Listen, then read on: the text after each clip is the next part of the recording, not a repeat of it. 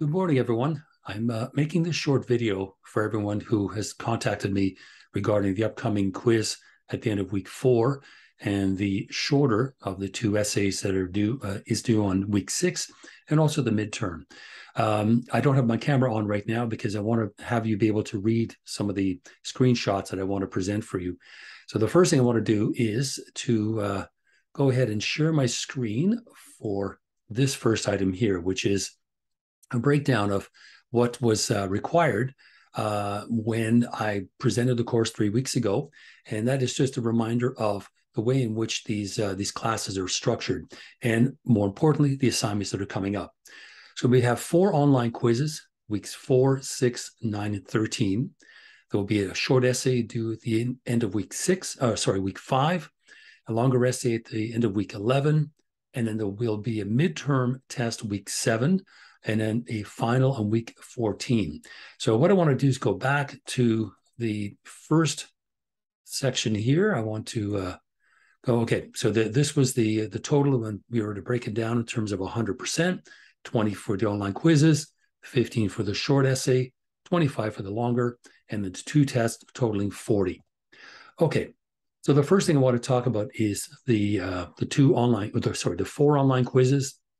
The 2 tests, what I was thinking of, but the 4 online quizzes will be worth 20%. Okay, quizzes will be true, false questions. That's essentially what they are. There are no multiple choice or essay questions, long answer format, simply true or false.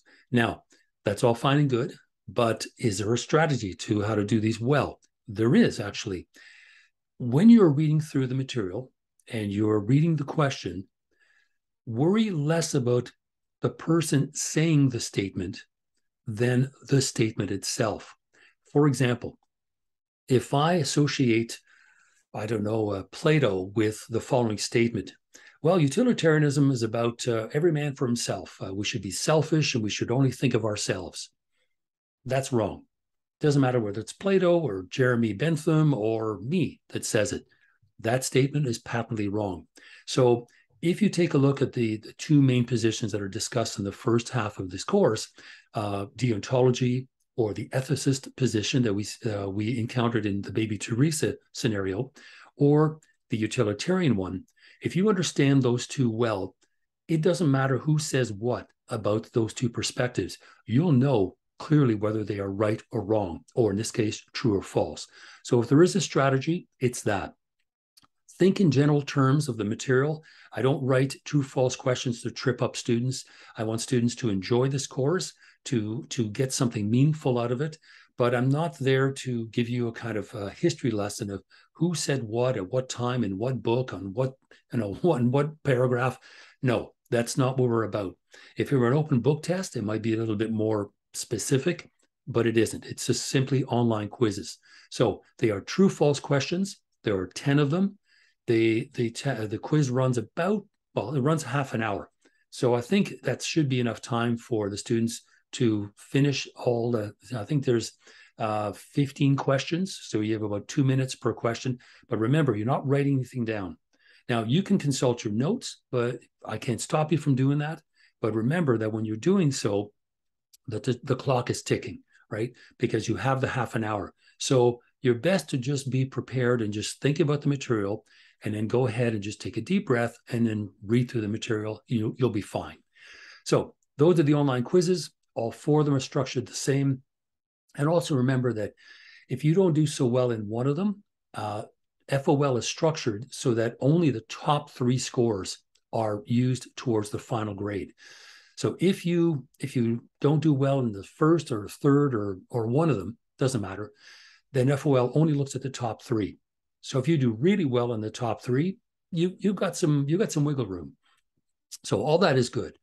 Okay, so we talked about the online quiz. Now the online test.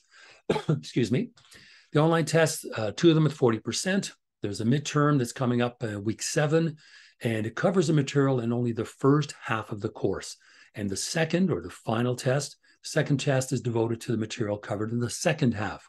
So when you write the midterm, many of the ideas and the people that we encounter and discuss and look at in the first half we don't go back to again in the final. So they're structured rather nicely that way.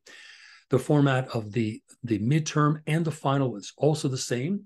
There will be 10 true-false questions, much like you've experienced in the quizzes. There'll be 5 identify and explain questions, which you have to do all of those.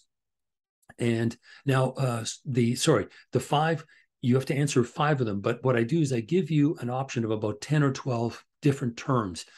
And you simply just define the term and describe it. Here's what we mean. Utilitarianism is a perspective, a moral perspective that it tries to achieve the greater good.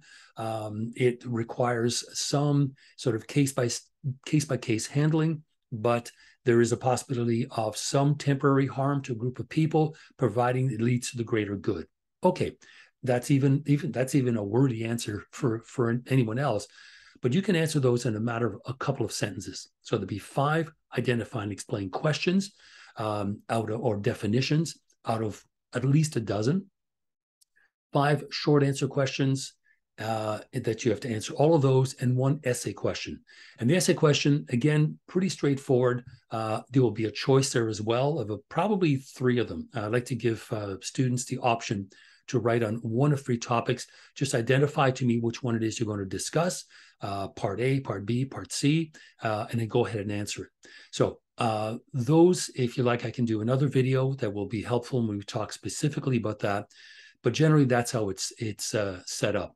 So midterm, final, week 7, week 14, they are done online. There's not a specific time for it. Those you will have 2 hours to write, as opposed to the half-hour quizzes that will be sort of set up over the period of the term.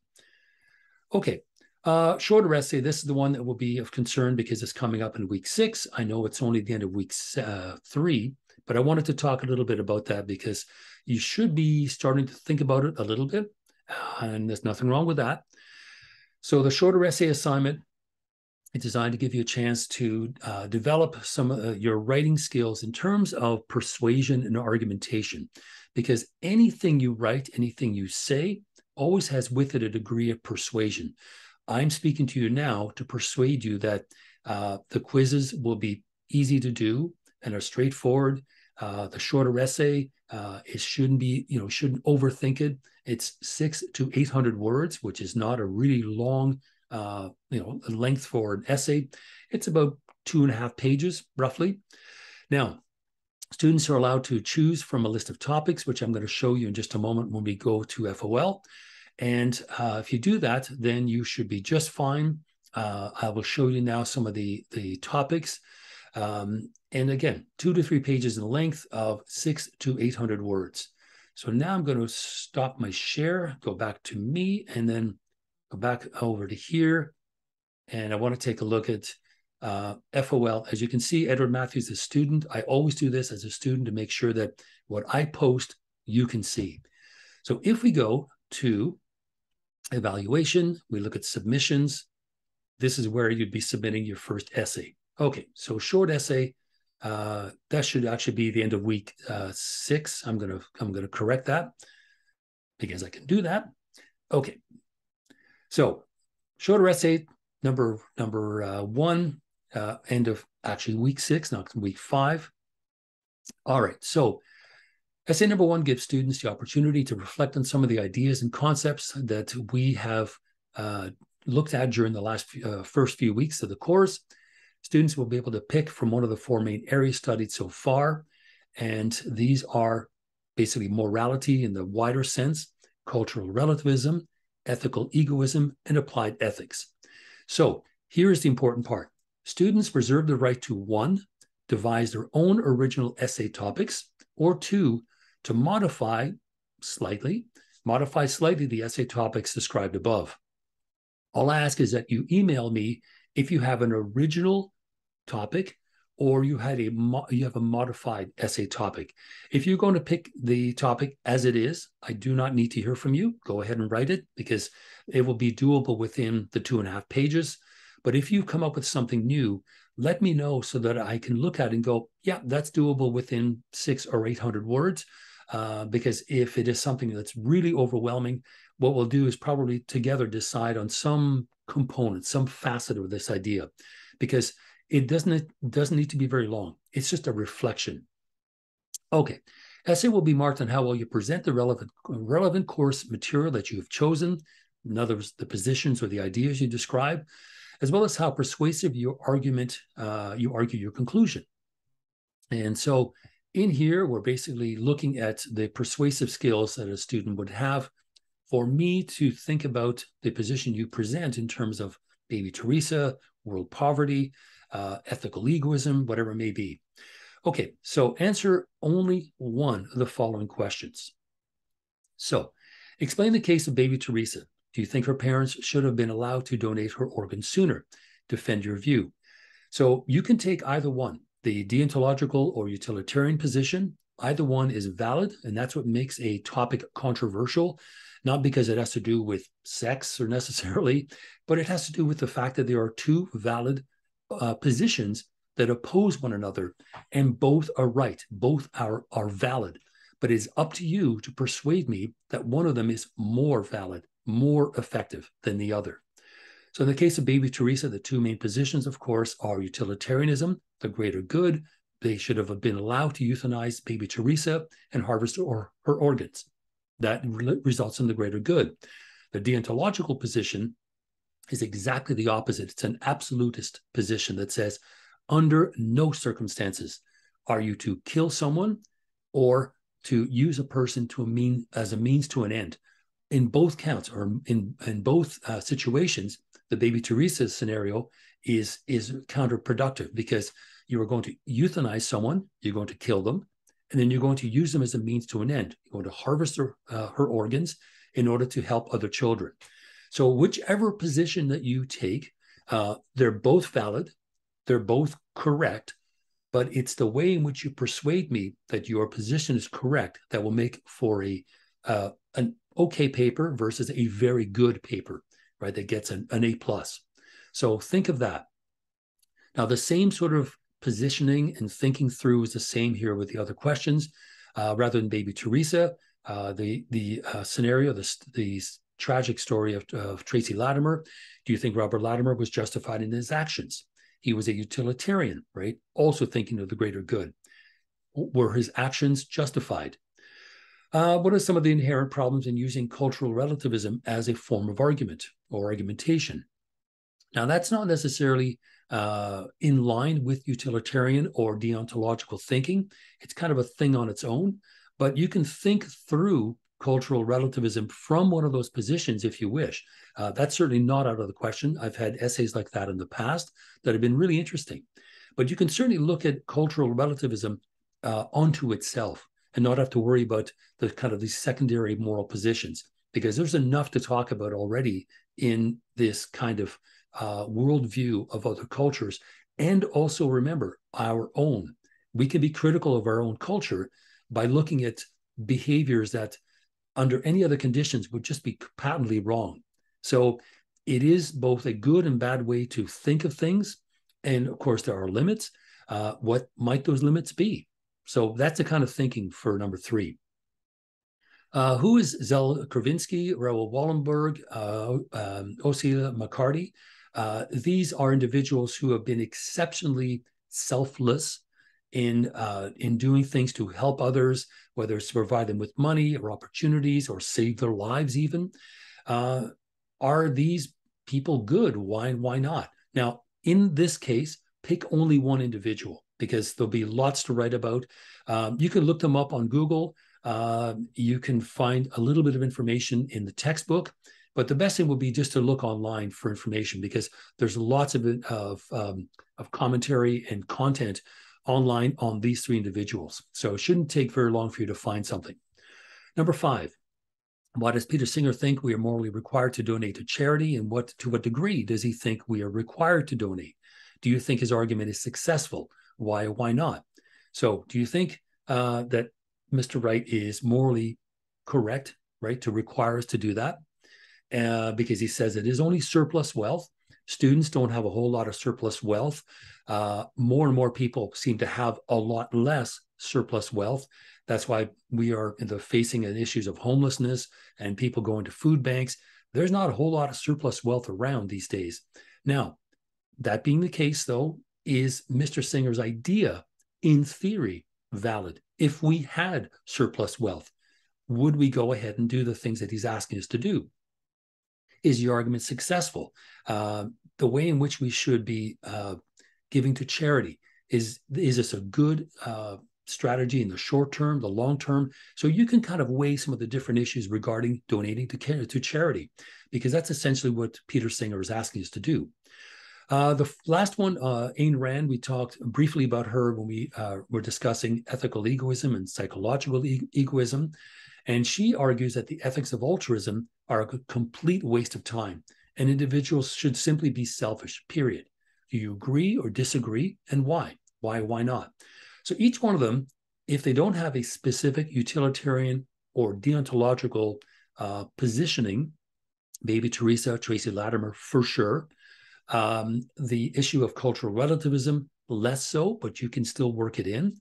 Peter Singer is very much a utilitarian, and that is essentially the argument he's making, because by donating to charity, you are increasing the level of overall happiness in society, both in your own and others.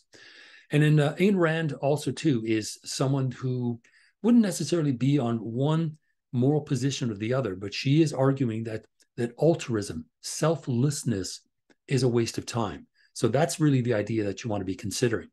So those are the 6 main topics or ideas or thoughts I want you to consider and reflect upon. And they're all based on the course material. The only thing we don't talk at length about number 4, simply because they are examples of extreme forms of selflessness. But you get the general idea. There is a mention of it in the book, and I did mention also to students at the beginning that you didn't have to necessarily buy the book. So if you have the book, you can find information on them. But if you're interested, yes, Wikipedia and lots of other pages on the web have information on them. So those are the questions. Students are expected to upload the work to FOL Dropbox entitled Shorter Essay Number 1, write them in Word or a PDF, using APA or MLA formatting, whichever you're more comfortable with. But if you are using my slides, and I'll show you how that's done, you can simply just go ahead and put them into the body paragraphs, but you don't need to put them as a works cited, because my slides change constantly, and they're not published because I don't put page numbers anywhere. So what you need to do is identify for me the module number, let's say module 3A. Tell me what the title of the module was, let's say Applied Ethics, and then the slide number. That's all it is. And you just need to put it in the body paragraphs, but you do not need to put it as a works cited, because it isn't a work. It isn't a published work. Okay, so I'm going to close this for a moment, and then we're going to go to the third item here, which is a breakdown of the essay structure. So again, the reason why I don't have my camera is so that you can see this properly, because otherwise I'd be over here and you couldn't see this properly. So let's move this in a little bit. There we go. So both essays, the only difference will be you might have 3 to 4 pages rather than 2 to 3 pages because of the length, but the structure is what I want you to pay attention to. Okay, generally speaking, for this short essay, it's a 5-paragraph structure, much like if you took writ in the beginning of the year, same sort of structure. And here's what I'd like you to do. In paragraph 1, in the introduction, I wish for you to introduce the general topic, and then zoom in on the specific idea that you wish to discuss. You wish to talk about deontology and utilitarianism. The example you're going to use is the scenario of baby Teresa, or you want to talk about ethical egoism or applied ethics, whatever it is. Introduce that for the reader, for me, in the introductory paragraph. So it's a general introduction of the topic you wish to describe, and in the main positions that you're going to describe and discuss in the paper. And right now in ethics is really only 2, utilitarianism and deontology. So as I mentioned also too, we'll be going through the various questions. There are exceptions. One is cultural relativism, where those 2 moral positions may not fit as well. But as I mentioned, some students have done that and have done it very successfully. So paragraph 1, introduce the topic and the two main positions that you're going to discuss. Okay, so here's where it starts to get a little bit interesting. So paragraphs 2, 3, and 4, more or less, and there can be a little bit of overlap. The best and most effective way to write a persuasive paper is to, surprisingly enough, start with a position that you don't support. Now, why are you doing this? A couple of reasons. One, you need to present the other side fairly and evenly and objectively and in a balanced manner. And you can also write it in a way that I'm not sure whether this is the position you're going to take. In other words, embrace it as if you were supporting it, and this is the one you wish to present. So go ahead and describe, let's say you're going to write about Baby Teresa, and you think that Florida law was incorrect in its deontological position of the respect for life. The utilitarian one was better. What you want to do is start with the deontological one. Start with, well, Florida law said that you cannot euthanize a person and harvest their organs. This is because of the respect of life. This is because this could be just an absolute horror show if people were near death and were euthanized against their will because they could harvest their organs. However you wish to present it, stress the fact that the deontological position says two main things: respect for life, and do not use individuals as a means to an end. In other words, euthanizing someone and harvesting their organs. And present it as if you absolutely mean it. Now, when you do that, you've gotten the position you do not wish to support, in a sense, out of the way, right? You've still presented it evenly and well balanced, but it's kind of out of the way. Here's where the switch occurs. Let's say you take one paragraph to define and describe the position you do not wish to support. Now, do not write in the paper, here's a position that I do not wish to support. Let me guess, right? Do not write that in there. Just begin. Say, let's start with the deontological position as it refers to or relates to the case of Baby Teresa. Go ahead and you present it. But in paragraphs 3 and 4, you can say, okay, although the position states the following, there should be exceptions made. In this particular case, an important exception should have been made because of the following reasons. Baby Teresa was born essentially without a brain. She was going to die anyway. Was she really alive at any point? If that's the case, the ideas, the merits of deontology now no longer matter, because this is not a human being, a person, a sentient, autonomous person with rights. They're in a persistent vegetative state. They're existing only biologically, etc. Now you start switching gears and you move into the position that you wish to describe and support. And so paragraphs 3 and 4, although it says do not wish to support, it depends on how much time you want to spend. But let's say paragraphs 2 and 3 will describe the one you do not wish to support. Paragraphs 4 and 5 do. And then we get to the conclusion. So let's say paragraphs 4 and 5, or some portion of it, define the position that you do wish to support. You've already presented the other side. Now you can sort of selectively pick some aspects of that position to knock down, and then turn around and you knock it down by supporting your own. So what you end up doing is presenting your position last. It's the last thing the reader will think about. And also it segues nicely into your conclusion, where the conclusion simply summarizes the contents of the paper. In this paper, we have defined and discussed the following.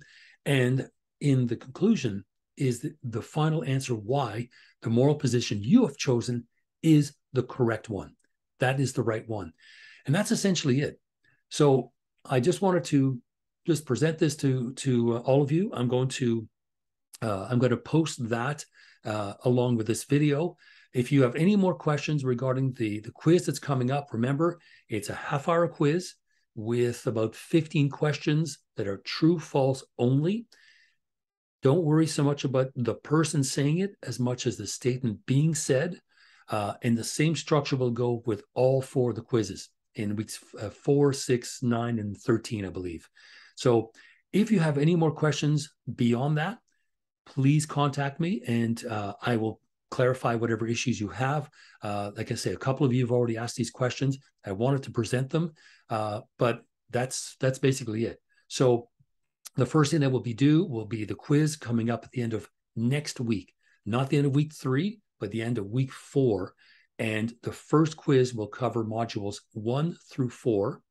2 weeks later will be another quiz, which will cover modules 5 and 6. So each quiz will always be specific to the modules that have just been finished. So as we move through the material, we'll be leaving the old stuff behind and always moving on to something new. So let's say quiz number 3 will cover, I think, 8, 9, 10, and then the last quiz, 11, 12, 13. So we'll always be on those specific 2 or 3 modules that we finish up at that particular time. Again, if you have any questions, please let me know. Email me, and we can either set up a Zoom for clarification, or I can probably just answer the question via email. So have a great weekend, and don't forget to stay up to date with the readings. We will see each other soon. And any questions, a quick email will solve everything. Take care, and we'll talk to you soon. Bye-bye.